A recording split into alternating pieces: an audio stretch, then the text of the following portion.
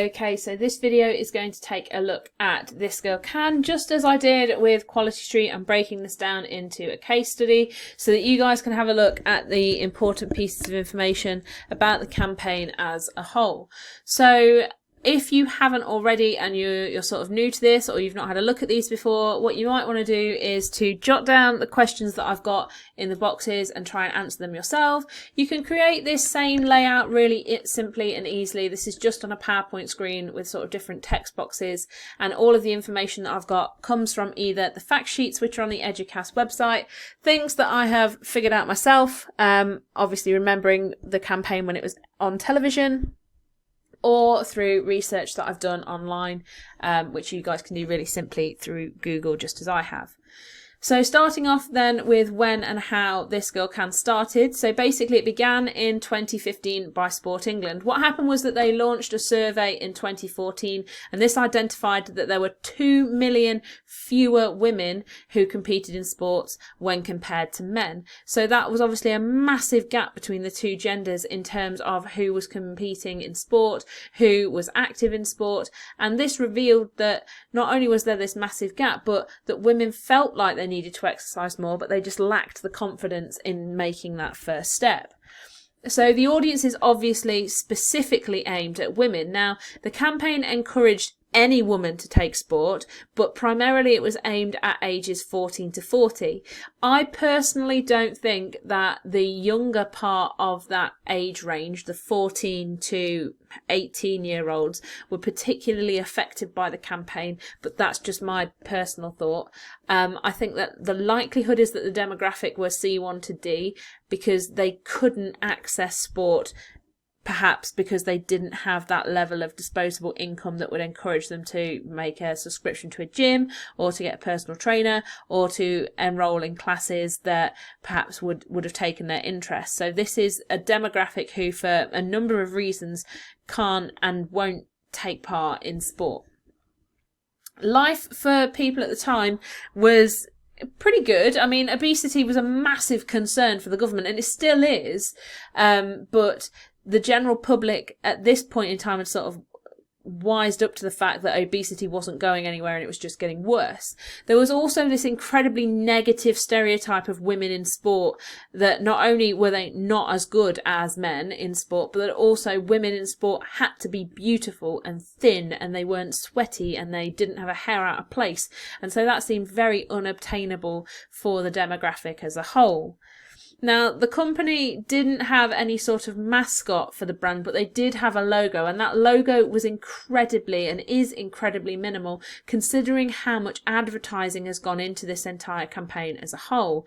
Now, a really important part of the campaign was this hashtag This Girl Can, which is also the same as the logo itself. And the fact that the logo is so simple sort of enabled them to have this hashtag, whereby more people could join in with this conversation, and therefore the campaign could reach a much wider audience. The demographic itself is very mixed and varied. Some cultures perhaps frown upon women being part of sport, particularly given that for certain sports you have to wear certain clothing, like in swimming, obviously needing a costume.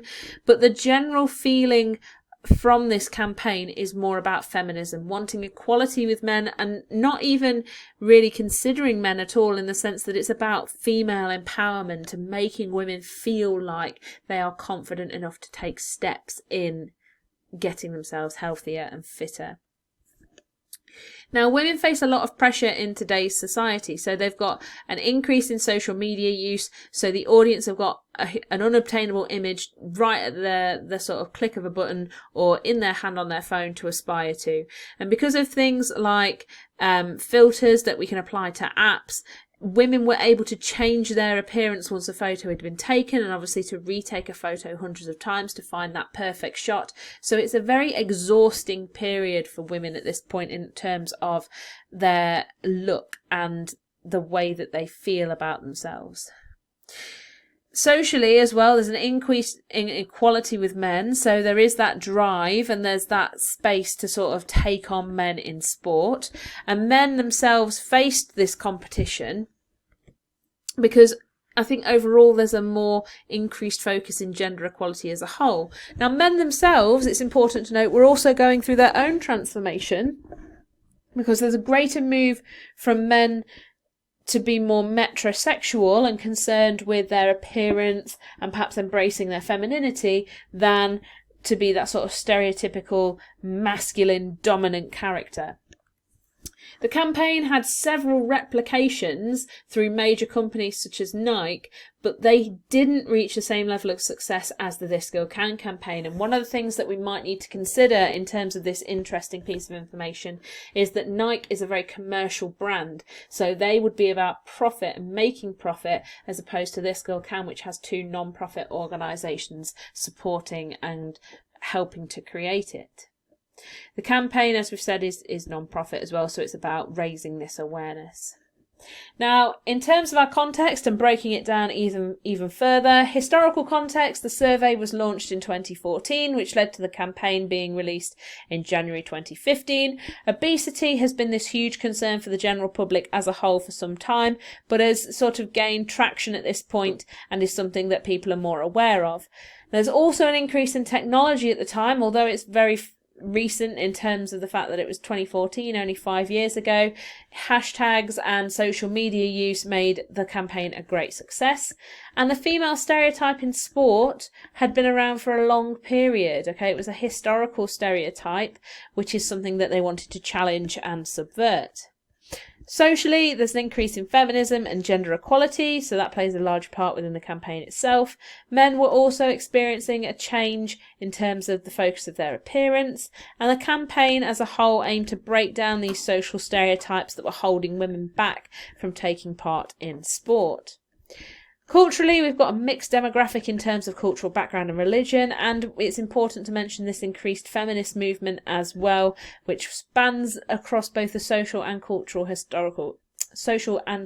context here, because it aims to include aspects of society that sort of wouldn't have been put together, like sport and religion. Now, politically, governments have always focused on obesity. They've made it a large part of their campaigns. Although we don't have any government endorsement on here, it is worth noting that Sport England is something that has stemmed from the government. And there was at the time it was created, the Conservatives had just won an election. So this was something that was launched ready for a new government to take on board and to promote at the same time. Hopefully this has been useful for you guys. Here are our key terms for today, so perhaps make them into note cards or make a lovely spider diagram out of them using different colours and adding in the definitions where you need to. If you haven't already, subscribe, hit the button down below. If you touch the little bell icon next to it as well, you get instant notifications every time I upload a new video. You can also get in touch with me if you have any questions, comments, ideas. Get in touch through Twitter at media_revision or through the comments section below, and I will do my best to get back to you. But I will see you later for another video.